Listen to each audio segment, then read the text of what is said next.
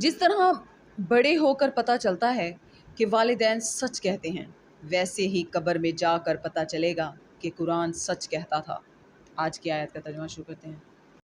پناہ مانگتی ہوں اللہ کی شیطان مردود سے۔ شروع اللہ کا نام لے کر جو بڑا مہربان نہایت رحم والا ہے۔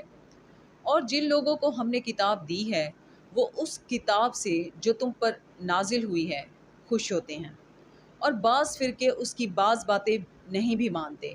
کہہ دو کہ مجھ کو یہی حکم ہوا ہے کہ اللہ ہی کی عبادت کروں اور اس کے ساتھ کسی کو شریک نہ بناؤں۔ میں اسی کی طرف بلاتا ہوں اور اسی کی طرف مجھے لوٹنا ہے۔ اور اسی طرح ہم نے اس قرآن کو عربی زبان کا فرمان نازل کیا ہے۔ اور اگر تم علم و دانش آنے کے بعد ان لوگوں کی خواہشوں کے پیچھے چلو گے تو اللہ کے سامنے کوئی نہ تمہارا مددگار ہوگا اور نہ کوئی بچانے والا۔ اور اے محمد صلی اللہ علیہ وسلم، ہم نے تم سے پہلے بھی پیغمبر بھیجے تھے اور ان کو بیویاں اور اولاد بھی دی تھی، اور کسی پیغمبر کے اختیار کی بات نہ تھی کہ اللہ کے حکم کے بغیر کوئی نشانی لائے۔ ہر حکم قضا کتاب میں مرقوم ہے۔ اللہ جس کو چاہتا ہے مٹا دیتا ہے اور جس کو چاہتا ہے قائم رکھتا ہے، اور اسی کے پاس اصل کتاب ہے۔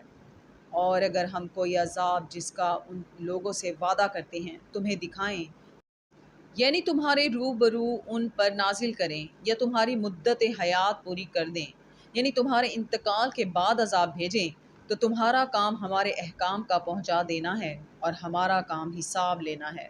صدق اللہ العظیم۔